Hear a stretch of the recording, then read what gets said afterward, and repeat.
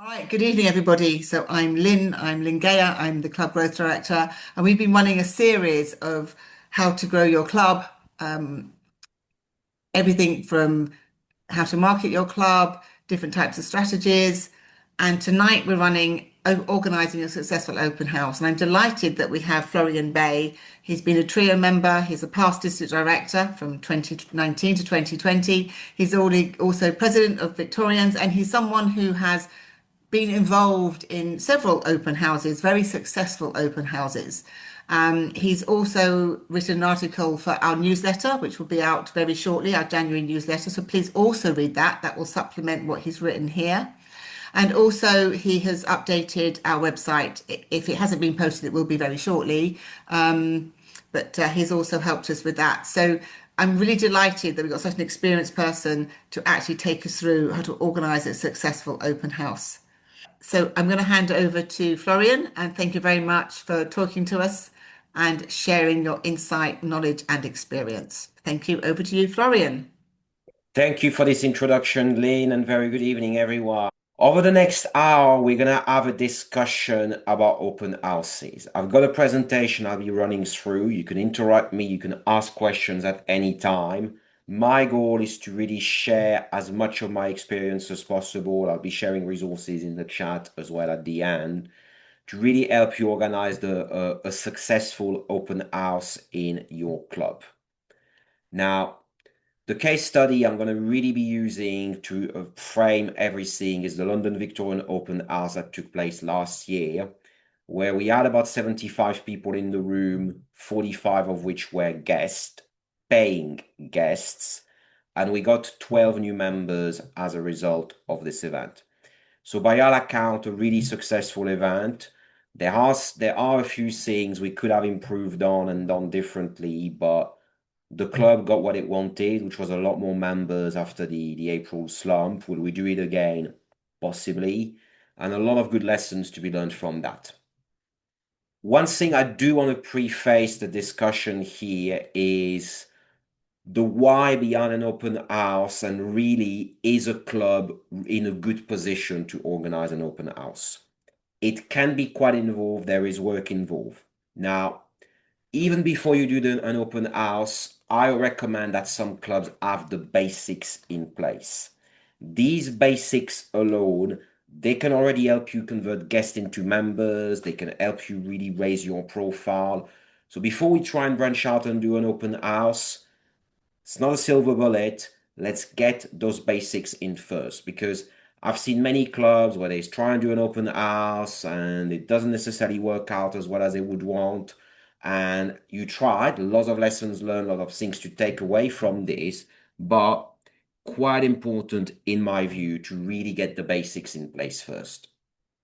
Firstly, do you have the marketing in order? Is there a club website? Is there a social media page? Do you have the login details for that? Do you have no duplication of resources? Ideally, let's get all of this in place. In Victorian, we've been lucky because we always keep the passwords of everything centrally. We've always been having fewer marketing spaces than others because we just want to have like a focus on what doing one things rather than too many things not so well. But get that marketing in order, have the website be up to date, have social media up to date, all of this, even before you branch out. Those basics alone, they can already make an impact. Do you have 8 weeks of lead time? Some of you might be saying, oh, we want to do an open house next month. Might be stretching things a little bit, everyone. You want to do it well, you want to do it and where you make an impact, where you get 10, 20, 30, 40, 50 people through the door. Right now, let's think of March. February, definitely a little bit too challenging because you really need the time to do things well, especially if you don't necessarily have a big team that's going to be doing the work and supporting you.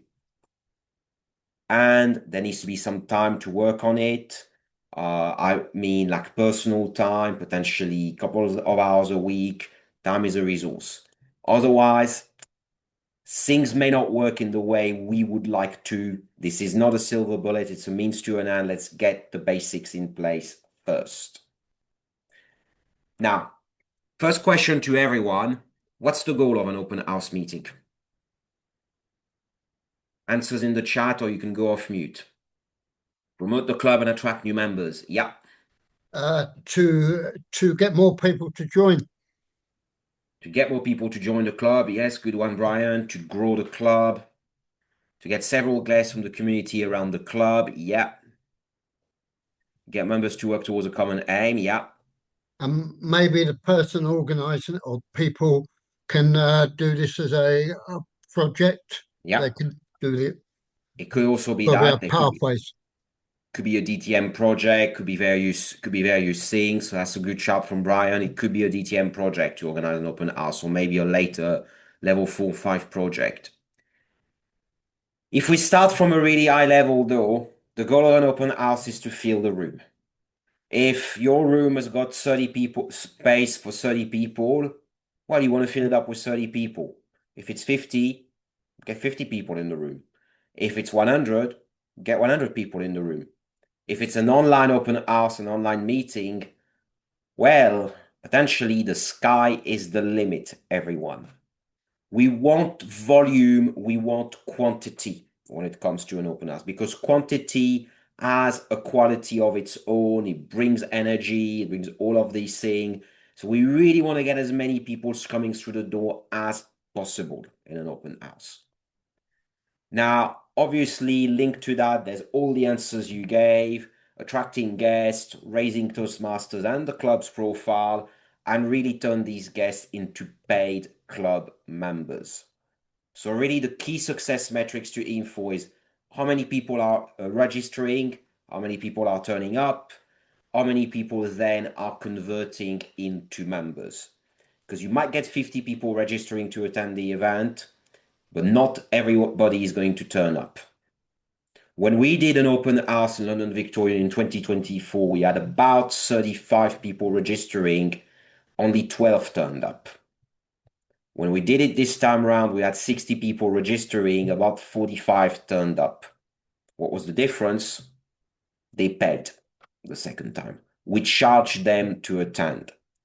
And that decision was made because when you are asking someone to pay a little bit of money towards something, they can take it more seriously, they respect it a lot more, and therefore they are going to be a little bit stickier, so to speak, because they made that commitment. And now you got to make a commitment in return of giving them some value. Couple of ingredients for success that are universal. I've changed the content of this webinar very little since I first did it in 108 back in September. The ingredients are the same. Value. Value for the people that are turning up to the event. Preparation to make it happen. Teamwork. Add a stretch. There could only be one person that organizes everything.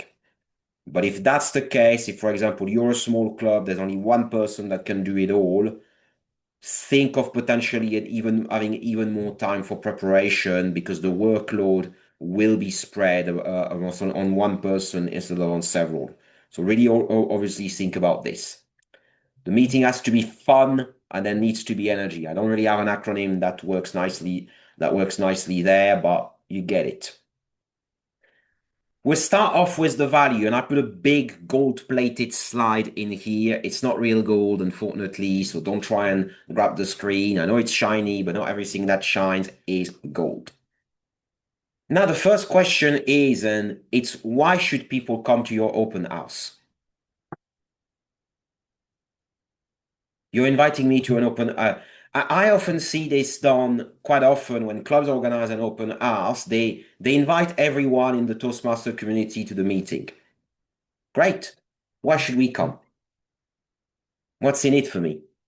We're not necessarily the target audience because we're already members of the organization. We want people that are not yet members of the organization. But really, what's the reason why I need to dial into an online meeting or move to an event? Am I going to learn something? Am I going to get something away from this? Am I gonna have fun? Is there perhaps going to be some food that's gonna be given to me, some refreshments? What's in it for me? And wow, it says, what's in it from me? Whoa, whoa, whoa, whoa, whoa, whoa. That's not acceptable. We are going to amend that slide already there because I don't like typos. So I'm going to amend the slide straight away. Yeah, we're doing this on the spot. And we are back on track. What's in it for me? WIIFM. These might sound like simple questions, but they're very important questions to really answer from the get-go because your goal is to get people through the door. And you have to give them an incentive. You have to give them a reason to do so. We need to think as salespeople. We need to sell as marketeers in that respect. It's just like doing a big event. Just like, for example, you own a shop. You want people to go through your shop. You want people to buy your service. What is it that they are getting? And this is why I said charging to attend can be surprisingly effective because people respect more what they are paying for. It may only be £5. That's what we charge in London Victorians. We didn't make much money from this. We didn't cover all our cost actually from this. But that commitment means that in turns, people are going to be a lot more likely to be turning up because I'm giving that money, might be £3, might be something, but then they are going to be stickier. You could still try and make it a free event. I've seen very successful free events out there, but just have a think about maybe a little bit of charging to really get that commitment and that buy-in from people. If they join, they could get a rebate or they could get their money back or something along those lines. Couple of things to think about there. You can take a screenshot, you can take a picture of those slides, whatever. I'm not necessarily going to go through it in much detail. These are some possibilities of how you could create the values. It could be that everyone present is going to speak and get some feedback about a table topic. There could be a workshop. You could get someone from Toastmasters, someone from your network to do a workshop on something so that effectively they get something out of it. When we did the open house in Victorian last April, I did a 15-minute workshop on the why, what, how, and who of public speaking, the 5 W's of public speaking, to really just hammer home. You're going to get there, you're going to learn something. Could be some freebies. Maybe they're going to get a booklet on how to beat stage fright. They're going to get some Toastmaster merchandise. There's going to be some food. There's going to be some fun. What is the value that you will provide people to attend? Because just saying, oh, come and learn about Toastmasters. What's Toastmasters? What's Toastmasters to Joe and Jane in the street? These are the questions we've got to really ask ourselves here. Maybe you can get some sponsorship. We managed to get some sponsorship in our case because we've got a member that has their own business. It's Momo Kombucha. It's a kombucha drink business. We got some free drinks from him. So some cases of few drinks that we gave away. So really appreciated that. Maybe you have some members that can help. This is an option. It doesn't mean that you have to do this, but that's one tool to leverage. Now, the preparation time. I recommend 8 to 12 weeks before D-Day. If you have like a team of 3, 4, 5 people, 8 weeks is enough. If it's only 1 or 2 people working on it, aim for 12 weeks so that you can spread the workload between yourselves even more. We had a 7 weeks lead time in Victorians last year. That worked out pretty well, but having a little bit more time would have been beneficial. Best time to do it, October, November, January, February, April or May. March could also work, but it might be the contests as well. The reason I mentioned this time is in the summer, there's not much that's going on. In September, there's typically other things to take care about. But right now, Q1, the first quarter of the year, I would say go all in. So really aim to do something March, April, and May, because this is where we're going to need more members. We're going to need people that comes through the door. So I would aim right now. Key decisions will be made very early. By this, I mean the format of the meeting, your agenda. You can decide a lot of things very much on day one. And then if you stick by those decisions, that's it. The thing that will take a lot of work is marketing. And you do need advanced registration. Because if it's just like, oh, open house on the 8th of May, turn up and there's a place and a date, how can you track who's coming? How do you know how many people are you can expect on the day? So get that Eventbrite page live, collect those emails because you can follow up with people as well. Really do that. And this is what the preparation looks like. For those of you that do a bit of project management, that like a bit of Gantt chart, this is what it looks like. I do have an Excel version of this, which I'm just going to share in the chat right now. So you can use it and amend it to use to your club. That 5 people project team, it could be more, it could be less. You can go ahead if it's only a couple of people, but that might mean that instead of 10 weeks, you may want to have those 12 weeks. The critical point is in red. That's your registration page. Once this page is live, this is when the marketing begins. If the page isn't live yet, everything gets pushed forward. If you find, for example, you perhaps don't have the speakers, don't have the functionaries, maybe 9-10 weeks in advance, you potentially still have time actually to push the date forward. But once the page is live, that's the go and no-go point. You press the button, now we go ahead with it. Any questions, comments so far? I will add something to it. Florian did say that February, March is a good time. I know some of you are planning them for February, March. Just remember that ties in with the incentive of Talk Up Toastmasters. So it's a very, very good time to run your open house in February and March, because if you add 5 new dual reinstated members, you get recognised for it and you get some money for your club. So that's why February, March are particularly good times to run it. Thank you. Yeah, definitely. So, Is it the VPE or is it the open house project manager who's actually going to manage this? Okay. I'm going to touch upon the teamwork later. Okay, that's touch upon fine. the teamwork later on. There are a couple of ways to go about. There are a couple of ways to kind of go about it and manage things and so on. There could be that the open house leader manages everything. The open house organizer doesn't have to be a member of the club leadership team. It can be, doesn't have to be. For Victorian, it was Nick Robert, who was then our VP of membership. I supported with admin, the VPPR supported. I was treasurer back then. It was the 3 of us.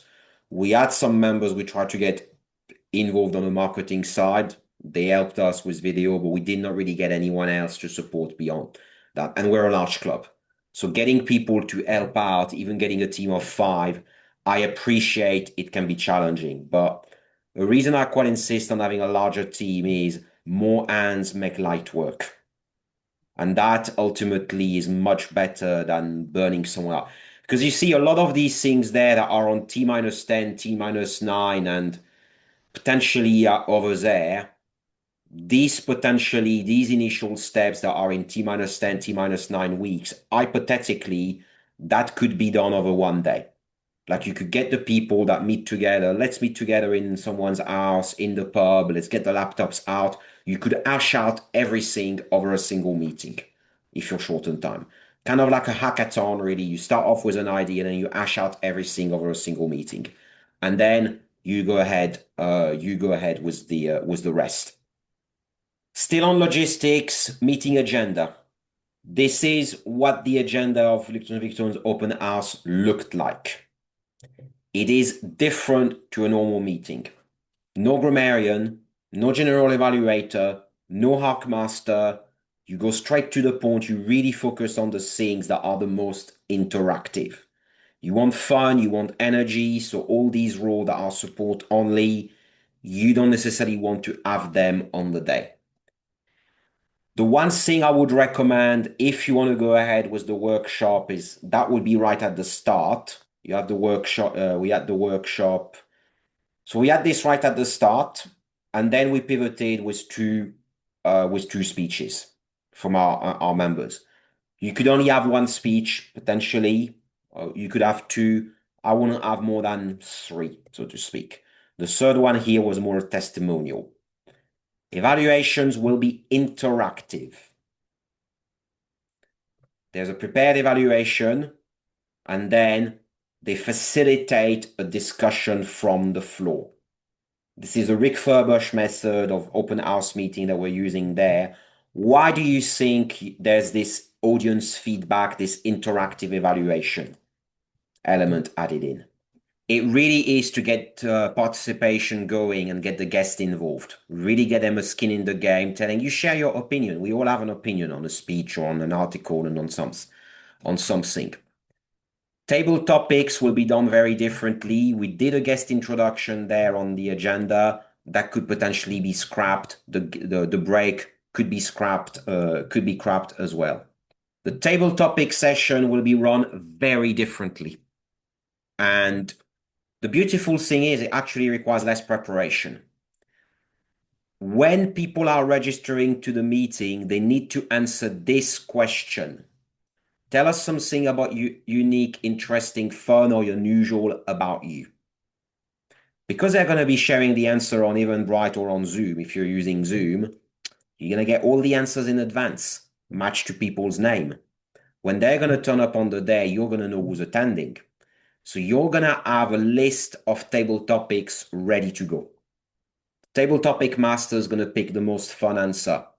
Let's say someone called John said, I was once chased by a crocodile. The table topic master would then say, we have someone in this room that was once chased by a crocodile. And this person is going to share their story for a minute. And then John, tell us the story. Because people are answering in advance, we're not necessarily putting them on the spot so much. It also just is a bit more fun, a bit more interactive, and you can get some really, really fun answers. I can guarantee you. And also you can see the diversity of your area. There'll be a lot of cool answers. Table topic master would explain everything, and then you'll go. The table topics are only a minute. So potentially you could actually speak for, you could have 20 table topic speakers. And again, as Anna said, they feel they can be part in the team, they participate, the guests are getting engaged, they've got skin in the game already. Now the action team. The roles I'm going to suggest here, they could be combined into fewer people if needed. But at a very high level, this is what you would want. You want someone to be the project manager. And on the day, they're going to pivot to be the Toastmaster of the meeting. Why? They know all the speakers, they know all the organization, so it makes sense to have them as Toastmaster on the day. Could be someone else as Toastmaster on the day, but it would make sense. You would have then a floor, what I would call a floor manager. They would be leading several sergeant at arms on the day. Why do you think we need that role? It really only comes into play on the day. It's looking after the guests, looking after people. It's crowd control at a very high level. If you get 20, 30 people turning up, how do you sign them in? And on Eventbrite, you can just press a button. Yep, checked in. It's super easy. You do really need to get that team that's there to make it as seamless an experience as possible. It may not be many sergeant at arms. It could only be the floor manager and one person alone, though that would be a bit not enough, I feel. There will be a content creator that creates the marketing material. Canvas is brilliant. You can use the AI feature to just brainstorm things quite easily. Canvas is really, really good. It is free. There's a premium version as well that you can get You can get like potentially, I think, a 1 month free trial, just cancel it afterwards. But Canvas is great. And the marketing material, they can be created upfront and shared as needed. Could be the marketeer. 3 and 4 could be the same person. They're going to be the one posting on Facebook and LinkedIn. And then you want someone to be a support person. So they could be doing the admin of checking off the Gantt chart, checking on who's done what, and supporting everyone as needed. That's 5 people. You can get away with 3 people, potentially just 1 or 2. But if you have fewer people, what I would say is do a little bit less. Only market on one channel, potentially. Only don't try to market on like Facebook and LinkedIn. Choose one and stick with it. Have a smaller meeting with 1 speaker instead of 2 speakers. If you don't have a lot of necessary bandwidth, just reduce the scale of things. It will make it much easier. Canva, not Canva. Thank you. I got a correction. I'll change that, David. And ideally, as many members as possible on the day. Now, for the marketing element, these are just general guidelines. Focus on value. You may also find that some business network exists in your area, your local borough, your local city. Leverage all of this. We found there was a network in Victoria. Well, Nick found that out. Then he's a salesperson. He rung them up. We got on their newsletter and actually got quite a few people to come to our meeting. If you are a corporate club, a lot of the work can be done for you by using HR, internal comms, and all of this. And you've got a captive audience, so congratulations, everything is going to be much easier for all of you. It might also seem, we're going to have to do a lot of marketing every week. You can potentially create a lot of content up front and then timetable it as needed. Like timetable your post in advance and all of that. How to reach the council to include your flyers and newsletters. Talk to your local councillors, turn up to their surgery. Potentially try and find out which department of the council would be best to support you. But your local councillor would really be the best place to go, I would say, at the first one, because they would know people, they may have the network. These people, local councillors, local MPs, we may not like them, we may not like what they do in parliament, but their job is to help you, is to help people. They know people. So they can be good people to reach out to in those types of circumstances. If you have the resources, you can go ahead and do some paid advertising. But you need to define your target audience, their age, where do they live, their interest, all of this. This clearly needs to be highlighted because we could just spend like £100, let's market all over, I don't know, West London. That may not be as effective as some more targeted advertising. We did do a bit of that for the last one. We found that LinkedIn is actually the platform that worked the best in terms of views. Linked to this, you can consider creating videos. Creating videos might seem like a lot of work. The editing can be. Creating the video itself is simply a case of let's get some members to turn up before a meeting, go somewhere nice, you take the smartphone, you record for 1 to 2 minutes. That's it. That's all that's needed. We don't need like high quality recording equipment and all of that. It's much easier than you think to create videos. Then title card, end card, Canva can create them. You don't have to add music or special effect and everything. That's it. You do that, you're good to go. Let's think simplicity rather than perfection, so to speak. And a few things you can include could be testimonial, could be why people should come, all of that. Now, on the day, logistics will matter. Everyone needs to be briefed beforehand. Much like in a normal meeting where you would expect people to know what they're doing, but in here, table topic master, evaluator, they'll be doing things differently. You really need to make sure everyone is ready to go. You could have some large crowds on the day. If a lot of people registered, make sure you're ready to do that. Now, if someone wants to join, QR code with the link to your membership form. Could be Toastos for the club that use Toastos. It could be a Google form if you use Google form, or it could be something else for depending on the tool that you use. In any case, you'll be following up with the guests that turned up. If guests booked but didn't turn up, you can also follow up with them and say, hey, you missed out. It was a great meeting. Our next club meeting is there. So not all is lost, basically. You can also consider offering a discount if your club charges club dues. And there's another typo there, which is absolutely horrible. I've got to amend my slides later on before I channel them as a PDF. That's what happens when you sometimes rush the slide creation process. I did not use AI for that, unlike some people that got sacked for using AI recently, and the AI massively hallucinated. AI can actually hallucinate about Toastmasters sometimes. It's going to be quite interesting to have conversations about Toastmasters with chat GPTs and so on.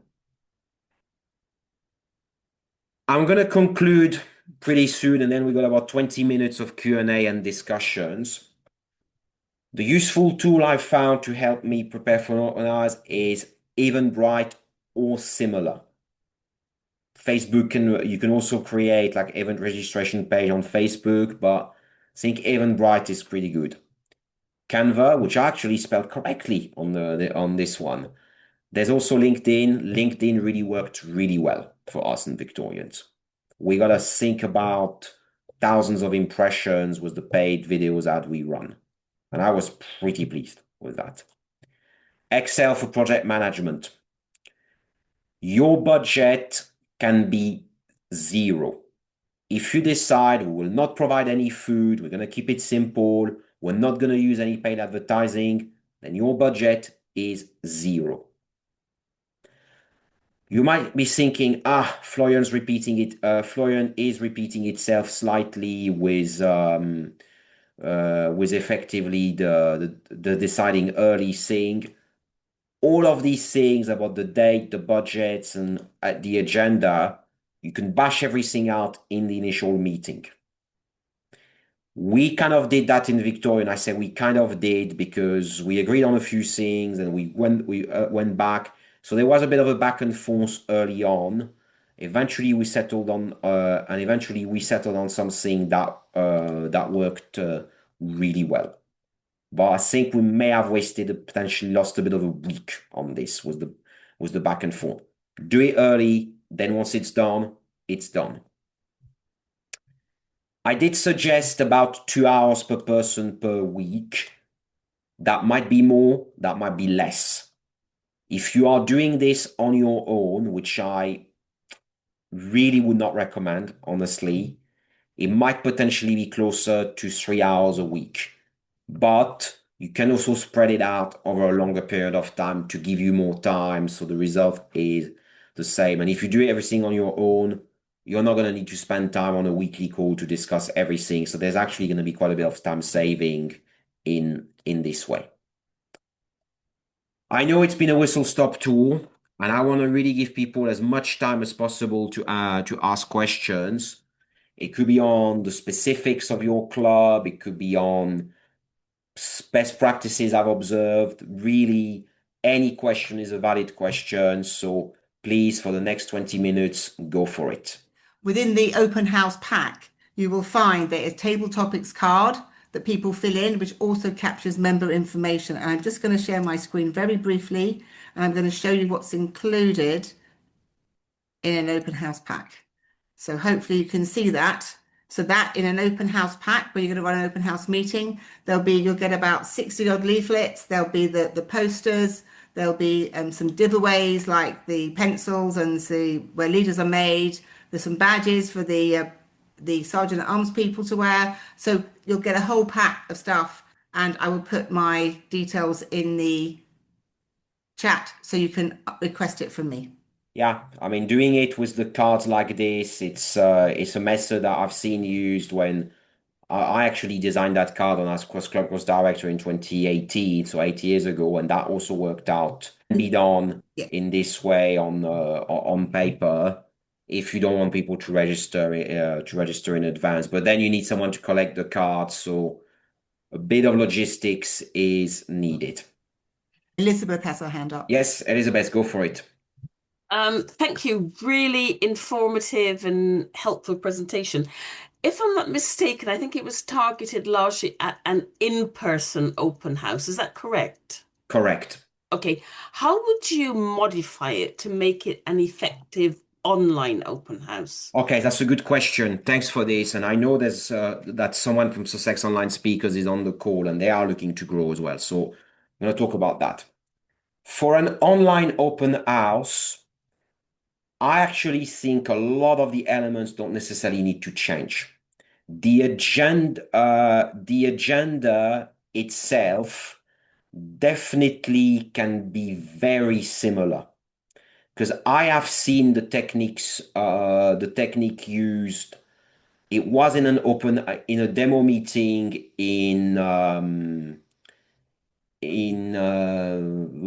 I don't like saying that name, in Moscow in 2020, when COVID was starting and they were trying to launch a club there, where we actually did a lot of that. We used the same techniques online. And that's where I realized actually, the table topic session is easier to run online than it is in person when it's an open house, because you can control the flow a little bit more easily, and you can collect the answers in advance on Zoom. So a lot of the same ingredients would apply. The big thing I would ask the clubs doing an online open house to be very clear on is, what's the value proposition? What is the thing that you're offering to your potential members? Because on paper, the pool of membership is much wider. You can appeal to a lot more people, but marketing to a niche can be easier than marketing to the entire world sometime.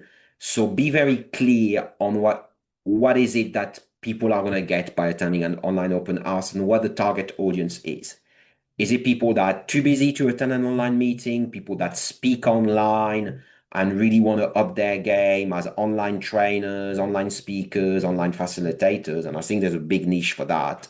There's definitely a space and a demand in Toastmasters. Really, really what's in it that's going to be done that the people should turn up for. Because it's not going to be local community. It's not going to be in-person confidence. It's going to be something very different. How do you really get to people that want that different thing? So a little bit more thinking is needed for the target audience. Is what's the ideal person that comes to an online open house like? Merv. Yeah, I was just thinking, to what extent is this necessarily different to an ideal club meeting? So, the way that we engage guests. So, I'll put that challenge in there. Okay, and I like the challenge, because if a club is already doing everything really well in terms of marketing presence, processing the guests as they came in, converting them into member, if a club is doing everything well, there's going to be a regular influx of guests and members anyway, and the need to do an open house isn't necessarily going to be as obvious. But if a club needs a big influx of members very quickly, like after renewals, or maybe to rebuild a club, to relaunch a club, or you want to get from 20 to 30, that's really where you just get this injection of energy, and you boost your numbers up this way. Okay, and I think I heard of something about coordinating this with Talk Up Toastmasters. Can you tell us a little bit about what that is and how that would work? So Talk Up Toastmasters is like one of the membership competition that Toastmasters run. any club that gets 5 members from 1st of Feb to 31st of March gets a ribbon for their banner and, well, potentially 10% off their next order as well, and And some incentive from let Booster. me add to that because I run the incentives. So Merv, it's anyone that adds 5 new dual or reinstated members during that 2 month period, you get a ribbon from Toastmasters because it's a prestigious recognition. You get 10% off at any order, but the district will also give £25 to the club, which you can use against the license fee, against anything you order from Toastmasters International, or off the cost of your venue. So and that one is Talk Up Toastmasters, and then May and June there's Beat the Clock. So there's another one coming up, but it's a good if you can tie it in at the same time. You're doing an open house and you're also bringing people in, and you'll get recognised for it. Okay, thank you for that. Would it be beneficial to have music playing in the back, like while the open house is going, or should we just like keep it like a regular meeting, like Toastmasters meeting? I'm gonna boomerang that question back to you. It depends on the club. It would depend on the club culture. Personally, I would not join a club that would play music in the background during the meeting. Maybe at the start, potentially. I have seen some club, they play a bit of music at the start to get the energy going. It could be Mm, worth experimenting at the start before the meeting to kind of get the energy going and so on. But mm, I know that not everyone's gonna like it. So okay. it's going to be a bit of a choice. What's the vibe? What's the culture?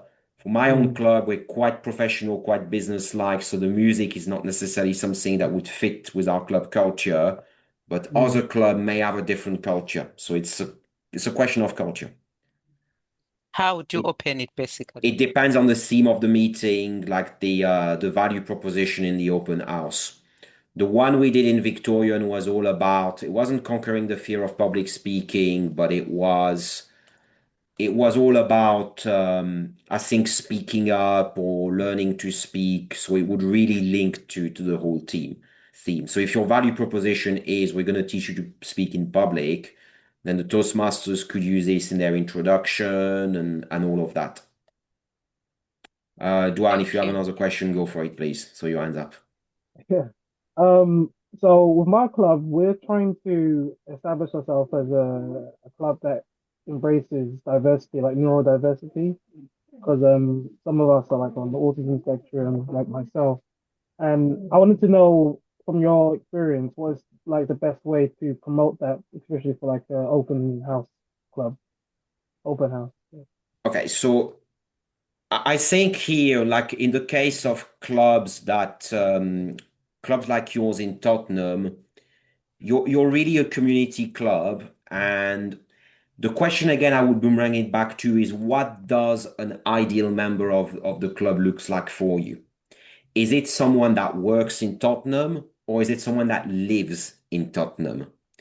This is a very important distinction because if it's someone that works in Tottenham, the time when the club meet may not necessarily be ideal. It might be better to have lunchtime or early evening. But if it's someone that lives there, like 7 o'clock is fine because they get home from work at maybe 6:30, then they go to the club, then they go to the club meeting. So what does an ideal member of the club look like for you? Will be my Mm, my first question.